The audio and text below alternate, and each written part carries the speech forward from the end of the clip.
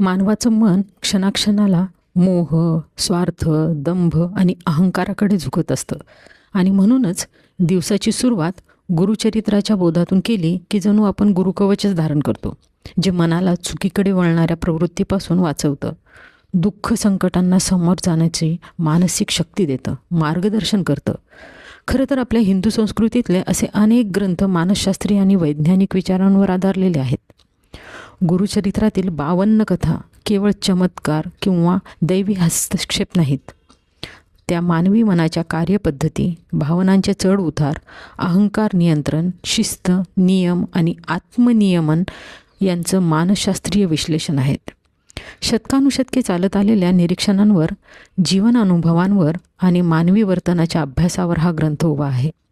पण दुर्दैवाने काळानुसार या ग्रंथांना केवळ पूजा, अगरबत्ती, फुलं, विधीमध्ये अडकवलं गेलं आणि त्यातील वैज्ञानिक व मानसशास्त्रीय सार दुर्लक्षित होत गेला. वाचन होतं, पारायण होतात, पूजा होते, पण त्या शिकवणीचं आचरणात रूपांतर मात्र दिसत नाही. आचरण हरवलं की ग्रंथ अंधश्रद्धा वाटू लागतात. दोष ग्रंथांचा नसतो, आपण ग्रंथात सांगितलेले मर्म समजून माणूस जगत नाही याचा असतो. श्री गुरुदेव दत्त.